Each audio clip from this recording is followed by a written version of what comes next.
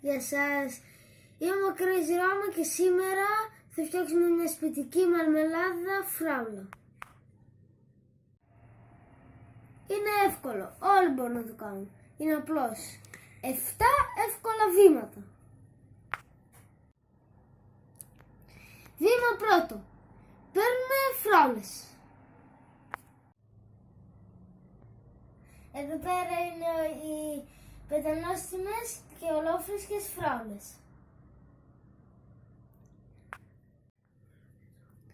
Βήμα δεύτερο, βλένουμε τις φράουλες πολύ καλά. Και μην ξεχνάτε ότι οι φράουλες θέλουν πολύ καλό πλύσιμο.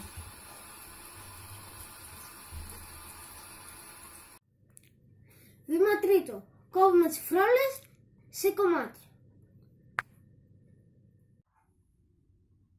Πολύ απλά, βγάζουμε το κοτσάνι και το κόβουμε σε 2-3 κομμάτια. Πολύ απλό, Βήμα τέταρτο, πρωτοποιούμε τις φράουλες. Πολύ απλά, παίρνουμε τις φράουλες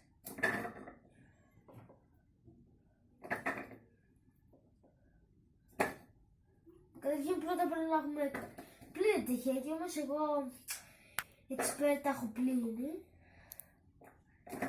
και βάζουμε το καπάκι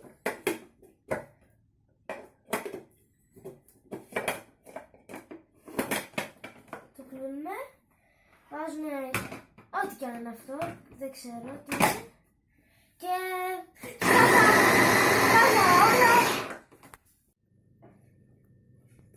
βήμα πέμπτο, φτιάχνουμε το μείγμα.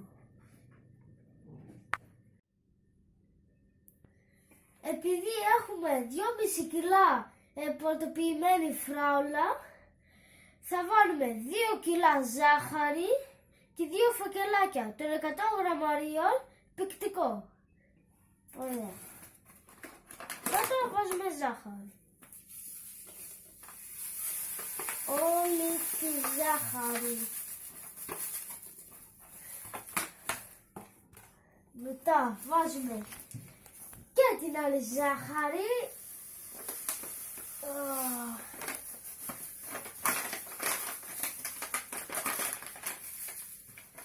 Ωραία.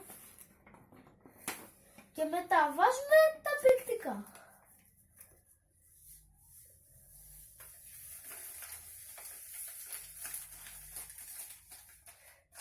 Και το τελευταίο.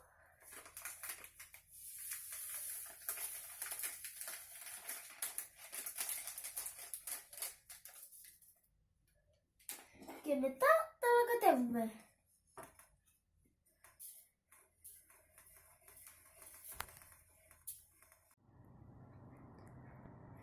Βήμα έκτο. Βράζουμε το μείγμα.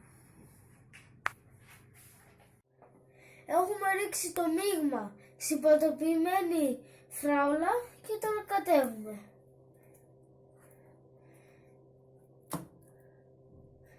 Και το βράζουμε σε χαμηλή φωτιά και το αφήνουμε 9 με 10 λεπτά και αν υπάρξει αφρός τον αφαιρούμε.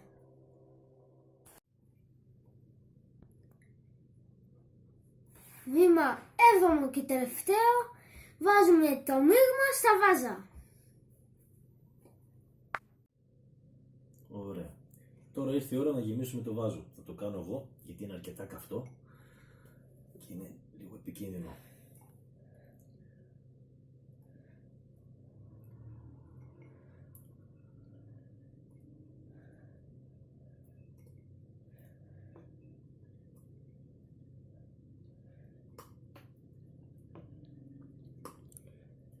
Τώρα είναι αρκετά ρευστή, αλλά σιγά σιγά θα πηχτώσει και θα γίνει μια υπέροχη σπιτική μαρμελάδα.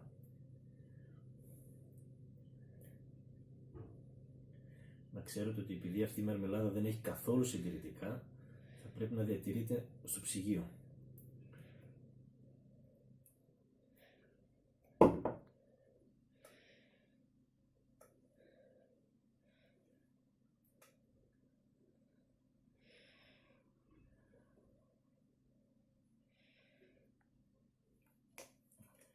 Κλείνουμε καλά το βάζο. Το γυρνάμε ανάποδα. Το αφήνουμε 2-3 λεπτά και μετά το γυρνάμε κανονικά και είναι έτοιμη.